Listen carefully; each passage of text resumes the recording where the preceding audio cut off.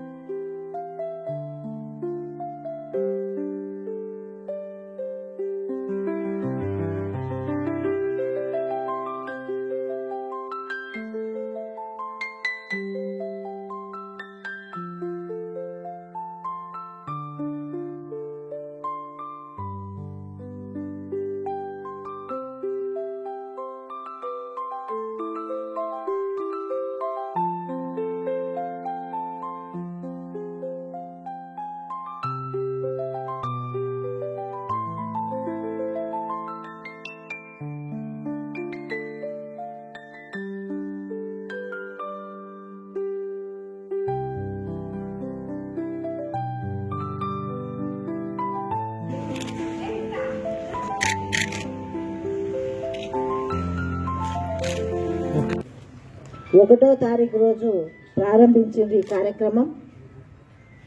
మరి అన్ని షాపులలో తెలంగాణ రాష్ట్రంలో ఎన్ని షాపులు అయితే ఉన్నాయో అన్ని షాపుల్లో కూడా సన్న బియ్యం ఇవ్వడే కార్యక్రమం ప్రారంభించడం జరిగింది. కాబట్టి మీరందరూ కూడా గమనించండి. ఎవరో వచ్చి ఏదో చెప్తున్నారు, ఇవి సన్న బియ్యం కాదు, దొడ్డు బియ్యాన్ని సన్నగా చేసినారు.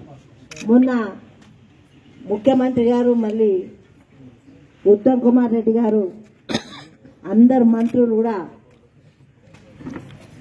సన్న బియ్యం కొంటే 500 బోనస్ ఇచ్చింది. సన్న బియ్యం పండించిన రైతులకి 500 బోనస్ ఇచ్చి కొన్న ఆ బియ్యాన్నే ఈరోజు సప్లై చేస్తుంది. తెలివి ఉండి మాట్లాడుతారో తెలియక మాట్లాడుతారో తెలుస్తలేదు, కానీ వాళ్ళు ఏదో గొప్ప అనుకుంటున్నారు.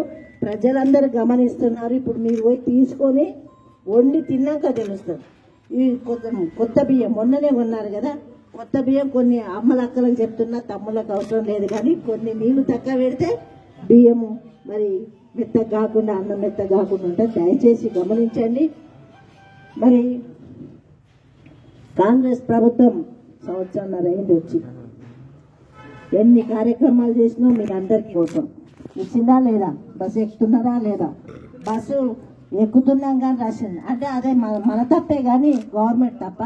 పని లేకున్నా పని ఉన్నా పోతున్నారు బస్సులలో. ఎందుకంటే అక్కలకి స్వేచ్ఛ వచ్చింది, స్వతంత్రం వచ్చింది. మరి ఇంట్లో మగవాళ్ళని చేయి జాపకుండా సంతోషంగా తిరిగి వస్తున్నాం. దేవుళ్ళ కాడికి పోతున్నాం, జాతరలకు పోతున్నాం, పెళ్లిళ్ళకు పోతున్నాం, దావత్లకు పోతున్నాం, అక్క చెల్లెలు అమ్మను కలవనికి పోతున్నాం. తప్పేం కాదు. కానీ బయట వేరే వాళ్ళు ఏం ప్రచారం చేస్తున్నారంటే బస్సులు ఫుల్ అయిపోతుంది. అదే కదా ఆనందం. అందరు తిరుగుతున్నారు, అందరు స్వేచ్ఛ వస్తేనే సంతోషం కదా.